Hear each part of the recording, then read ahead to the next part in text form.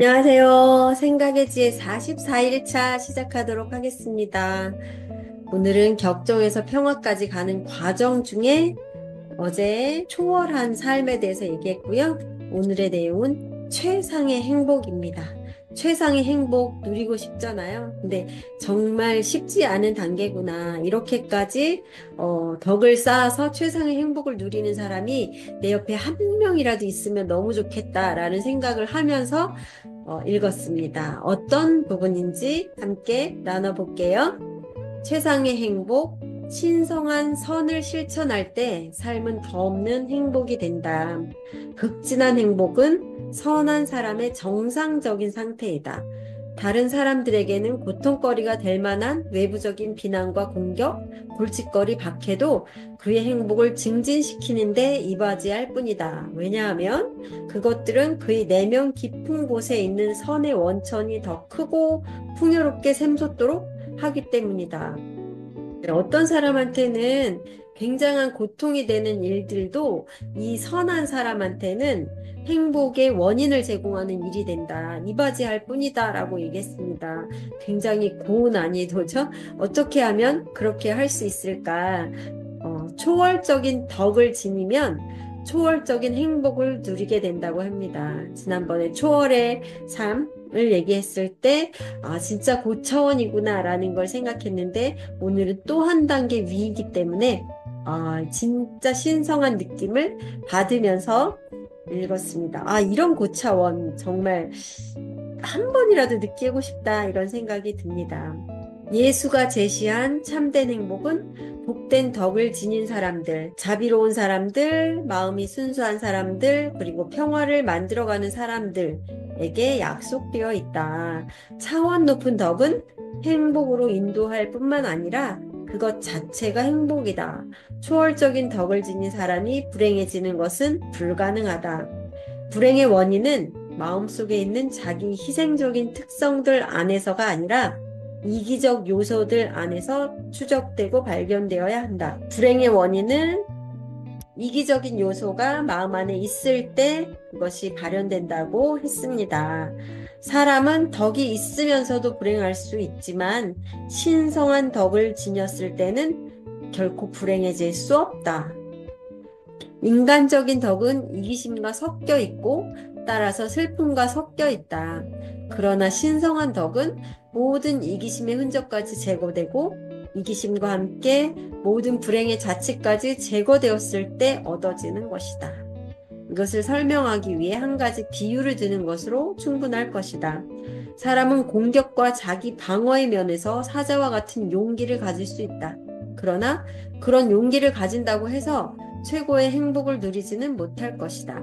그런데 공격과 방어를 둘 다 초월하게 하고 공격을 당할 때도 유순하고 침착하고 사랑스럽게 남아있도록 하는 그런 신성한 용기를 가진 그런 사람이 있다면 그는 그 용기로 인해 최고로 행복해질 것이다. 더욱이 그를 공격했던 사람은 신성한 덕을 지닌 사람의 더 강력한 선이 타인의 모질고 불행한 악을 극복하고 없애버린다는 점에서 더 행복해질 것이다. 나를 사자처럼 공격하는 누군가가 있었을 때 그것을 사랑스럽게 남아있을 수 있을까요?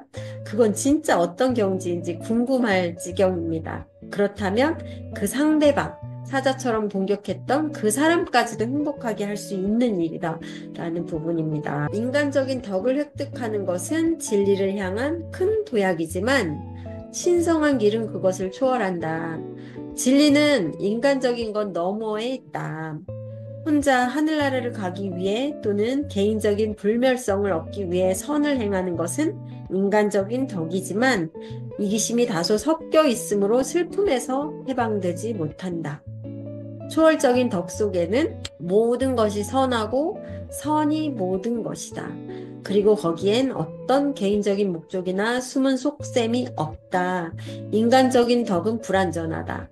그것은 저열하고 이기적인 요소와 섞여 있어서 바뀔 필요가 있다. 신성한 덕은 흠이나 결점이 없고 순수하다.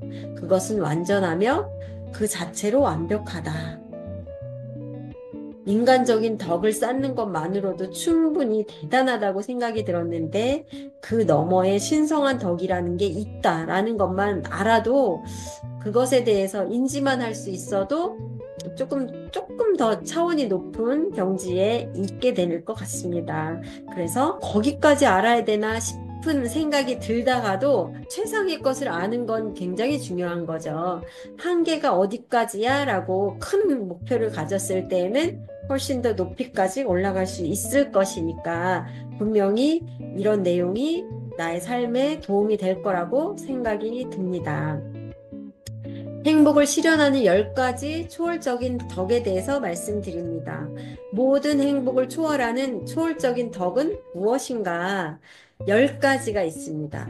첫 번째, 공명정대. 인간의 마음과 행동을 아주 깊이 이해함으로써 어느 한 사람이나 어느 한 당파를 편드는 일이 불가능해지고 따라서 완벽히 공정해지는 힘.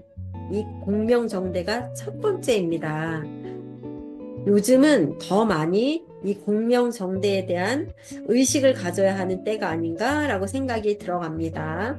두 번째, 끝없는 친절입니다. 적이든 친구든 상관없이 모든 사람과 피조물에 대한 무제한의 친절 하나하나가 쉽지 않은 그런 모습인데 그러니까 최상의 덕이겠죠. 세 번째, 행복을 실현하는 초월적인 덕. 완벽한 인내입니다. 모든 시간과 상황 속에서 그리고 가장 가혹한 시련 속에서도 유지되는 인내. 네 번째, 깊은 겸손입니다. 전적인 자아 포기, 자기 자신의 행위에 대해서 마치 다른 사람의 행위인 것처럼 판단하는 것, 자아에 대한 이기심을 완전히 내려놓는 그런 의지입니다. 다섯 번째, 흠없는 순수성입니다. 마음과 행위의 순수함, 모든 악한 생각과 불순한 상상으로부터의 자유. 여섯 번째, 깨지지 않는 마음의 평온입니다. 외부와의 투쟁의 한가운데서도 또는 수많은 우여곡절과 변화의 혼란 속에 휘말려 있을 때도 유지되는 평정심. 일곱 번째, 변치 않는 마음의 선함입니다. 악에 영향받지 않고 악을 선으로 갚는 굳건함. 여덟 번째, 동정심. 고통 속에 있는 모든 존재들과 피조물에 대한 깊은 연민, 약하고 힘없는 자들을 보호함, 동정심 때문에 자신의 적까지도 상해와 비방으로부터 보호한다.